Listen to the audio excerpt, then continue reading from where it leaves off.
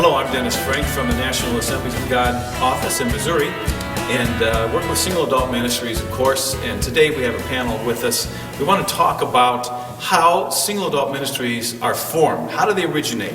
How do they start? There are many different ways today across the country that groups are forming. And we want to give you 4 or 5 different options and show you what we have learned today around the country. So I need to say too that these groups are weekly or bi-weekly. They could even be monthly, ongoing, or they could be just occasional, several events per year. So we're going to look at 5 different ways that groups are formed and how they begin. The first one we're going to talk about is the one church, a single church that sponsors a ministry. We have some people on the panel that are in that situation. So I want to ask you, describe this type of ministry, a single church sponsored ministry, and what do you think are some of the benefits and advantages of that? Well, Dennis, I would say this is a situation that I find myself in at Concord First Assembly, and one of the big advantages I feel like, well, first of all, what it is when a church sees the need to have a single adult ministry, to do something to reach out to reach this population. And we could go into a lot of statistics, but it's a growing, ever-growing population, and churches need to be thinking more and more about this. So hopefully maybe your church is, and if it is, a single adult ministry within that church context would operate a lot like a department, like a men's ministry or a women's ministry or a youth or a children's ministry, in which it would have some leadership from the pastor, from some of the pastoral staff. Hopefully there would be maybe in some situations a budget, or at least a small budget that ministry could operate from. Maybe there would be some facilities, and there are many different advantages of operating within that covering of a local church. Yeah, and I would follow up by saying that one of the advantages when I was a single adult minister at Life Center in Tacoma, Washington, and it was sponsored by the church, I had no overhead costs related to the building, and that was a blessing for our group. And in addition to that, I knew that I had their attention. That was also a blessing. I had a built-in market in the church, and that was a huge blessing as well. So there are some advantages in that way, and of course the perimeters are that you have to follow perhaps a denominational doctrinal statement or something like that. Sometimes those things can be a handicap to you if you feel that that's important or the church feels important. But there's some great benefits to being sponsored by a church in launching a single adult ministry. Sometimes in our church, which I just so enjoyed, is we had an eldership team that really had a heart toward individual-based ministries. And one individual-based ministry was a single-parent ministry, and one fella approached the elders, and the elders just said, look, we're going to cover you in prayer. It was so exciting to just see God moving in a whole body toward this outreach that was so necessary. And that's one thing I could say is just an outrageous benefit to the local church. I really find it exciting when a church sees the need. Oh yeah. Yes. And the leadership, one of the pastors or the pastoral group or the board will say, we want to do something for single adults. It's not as common as we wish it was across the country, but it is happening in some areas. So this one church-sponsored ministry is one way, a good way for a ministry to start. But there are other ways too. And some of you in the country are possibly relating to this second way that a church, or a ministry would be started. And that would be more than one church, multi-churches, 2, 3, 4 churches coming together to start a ministry for single adults or single parents, divorce care, etc. Well, let's talk about this one. Describe this type, someone on the panel, describe this type of ministry, and what would you think are the benefits of this? Well, I love the church. I love my church, and I love seeing churches work together. Just like any team, you get to really make efforts. You really get to accomplish things if you work together. Whereas churches gathering together from different denominations, I love it when we cross denominations and we reach out together and encourage singles, minister to singles, take a look at what their needs are and say, hey, let's pull together and encourage, have fun. Wasn't that fun gathering more singles together and having a fun time together? I haven't seen one singles program that really had all that one church represented. Generally, there was a couple of other people from other churches. Isn't that neat to see other churches and the influence of that to multiple churches to bring together? I think that it's just a body of people coming together with ideas. And it's a synergy among the people.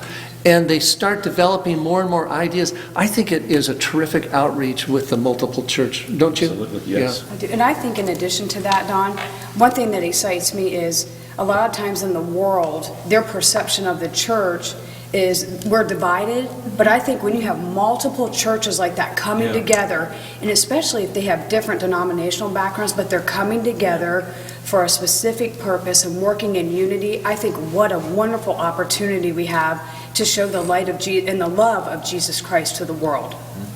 I have found that some pastors or key church leaders are concerned. Well, if we have a Baptist church and Assemblies of God church, won't there be some doctrinal differences? But really, in all honesty, we're not teaching doctrine for the most part in Single Adult Ministries. We're dealing with people, their life issues, we're dealing with relationships, we're dealing with the issues they face as a single adult. We're not talking about doctrine. So doctrine really doesn't matter.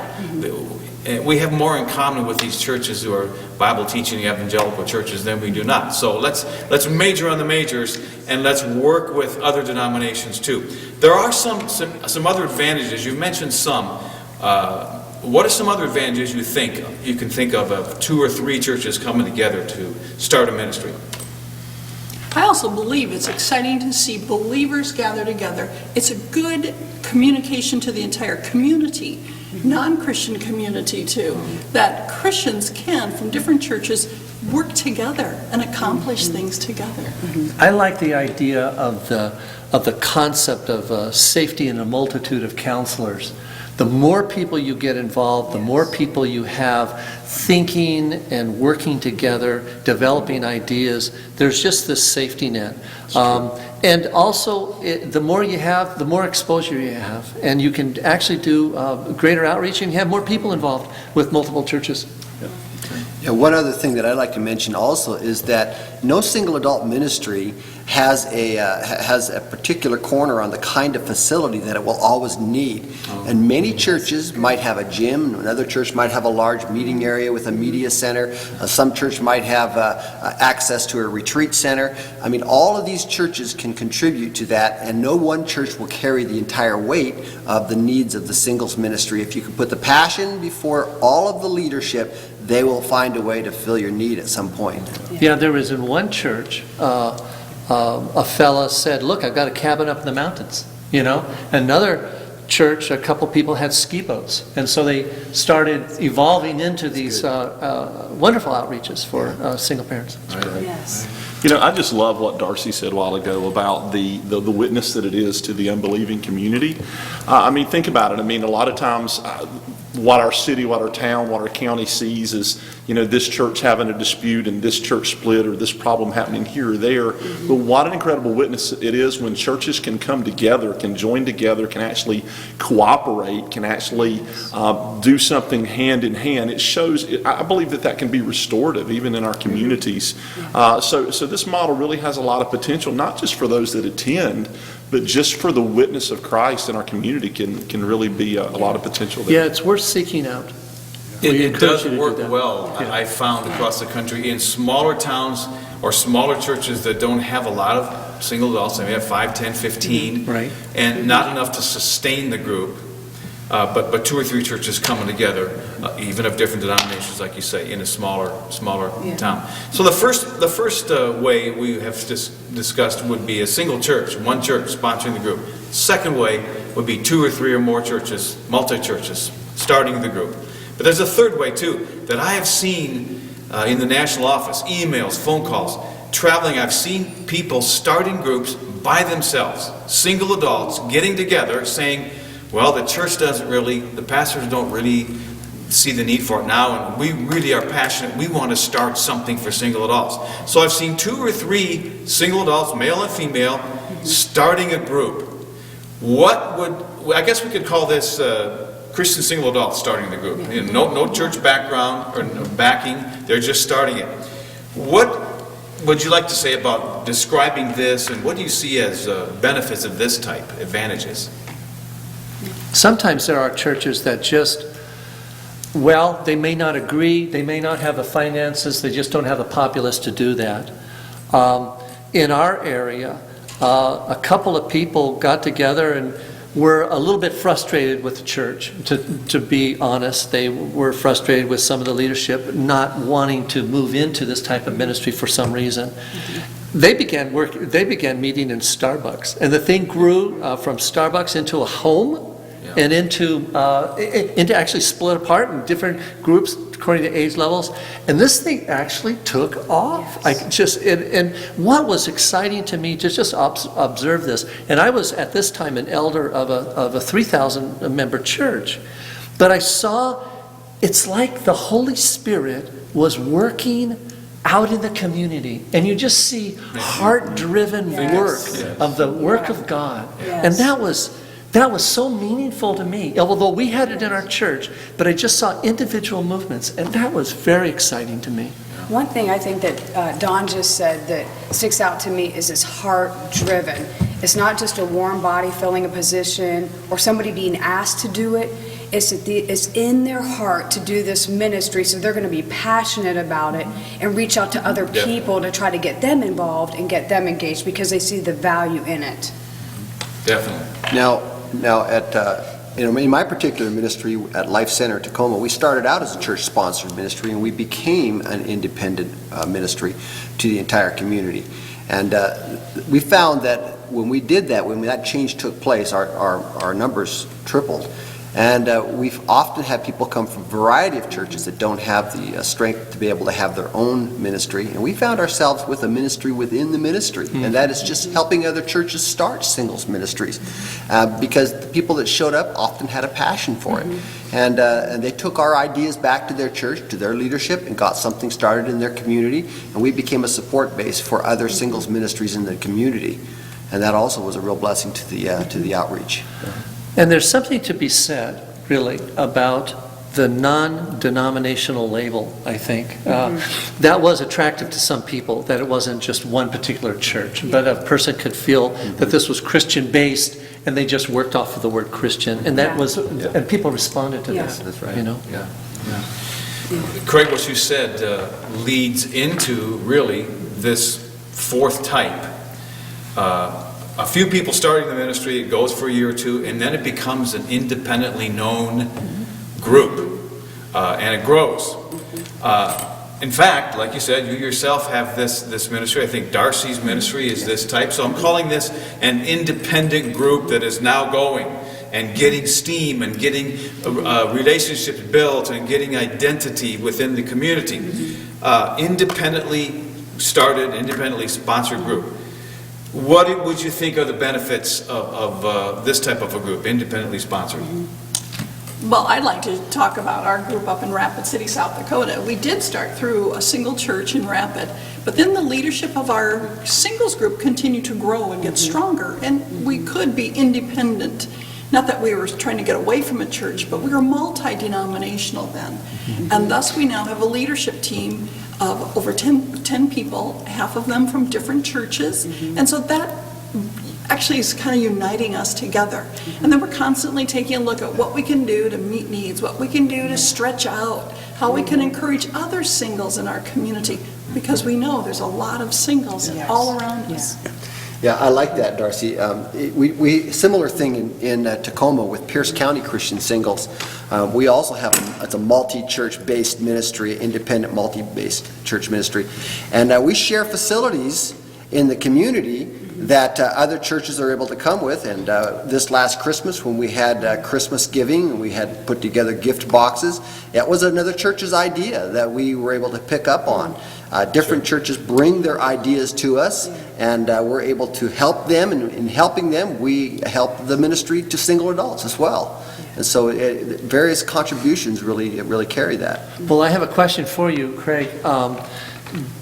Not only did people help you, but did you find that you could help other people join their ideas and some of their ministries, and you can have just further outreach on saying, hey, something is going on over the church over here. We can help out here as an organization outside. Yes, we did. Yeah, in fact, one of the very first things that we did in single adult ministry was we had a group of people whose sole ministry was to go and fill the chairs in startup churches, just to encourage the pastor.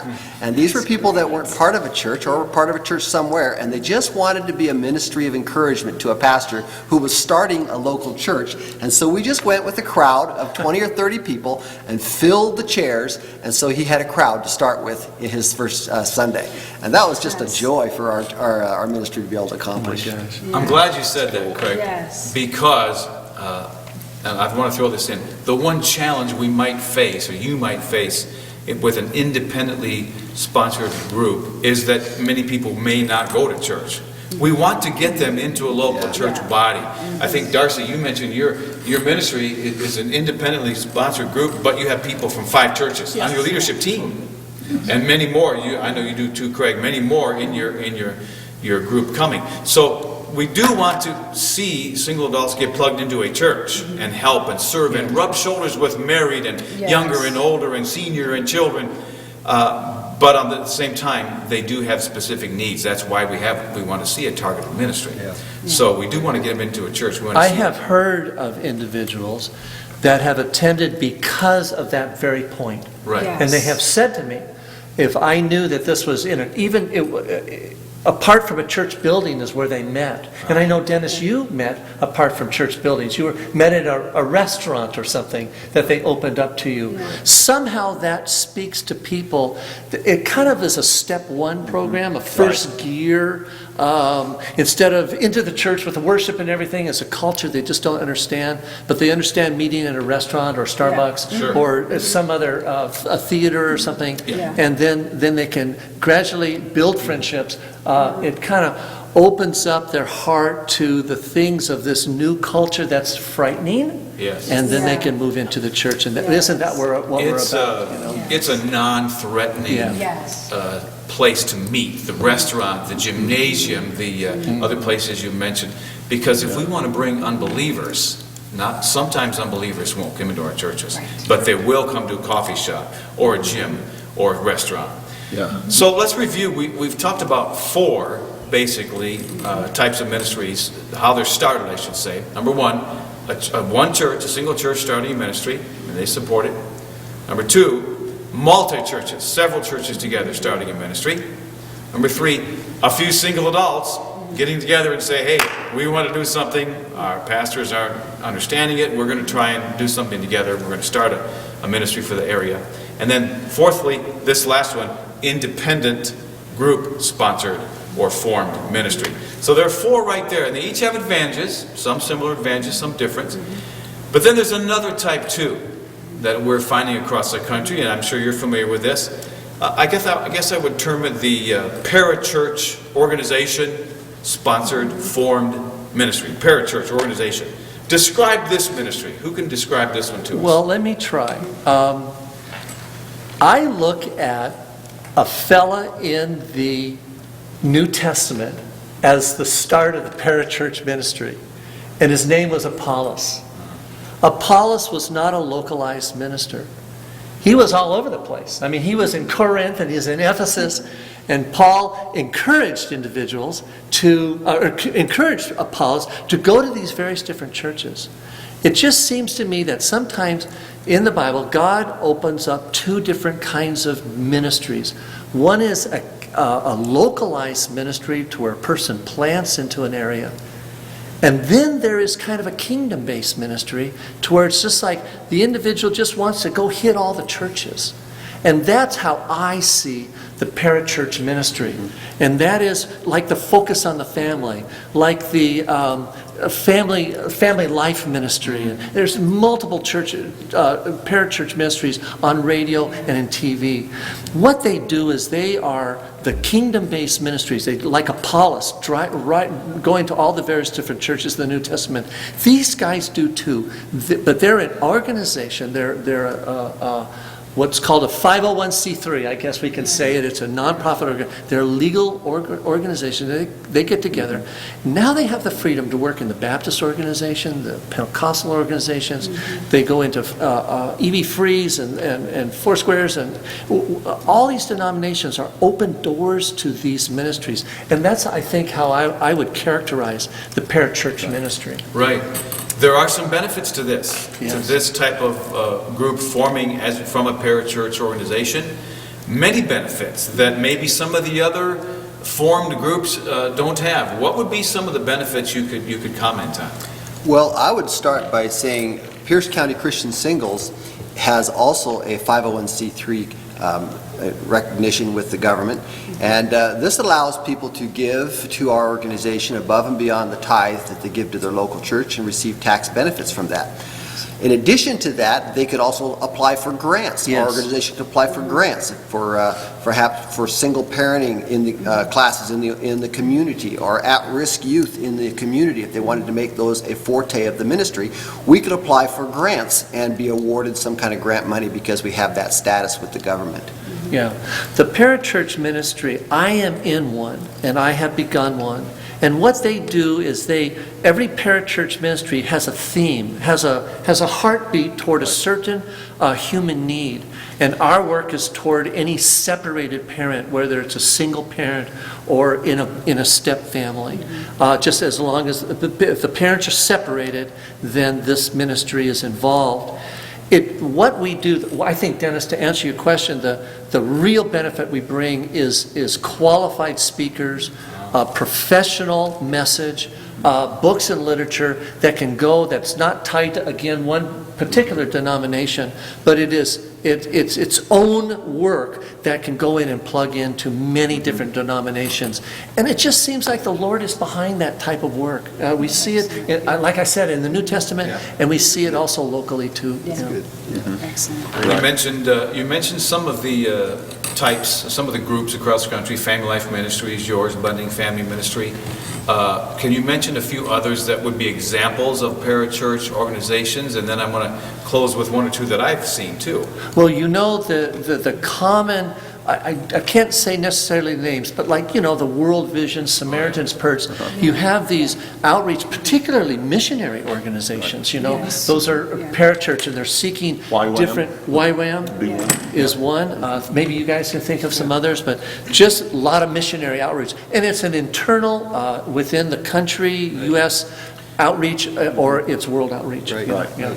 You know, Dennis, one parachurch organization that really stands out to me would be Church Initiative out of Wake Forest, North Carolina. They produce specifically for single adult ministry the divorce care curriculum, the single and parenting. There you go. They also do some grief share, some really incredible curriculums. We've used these at our church.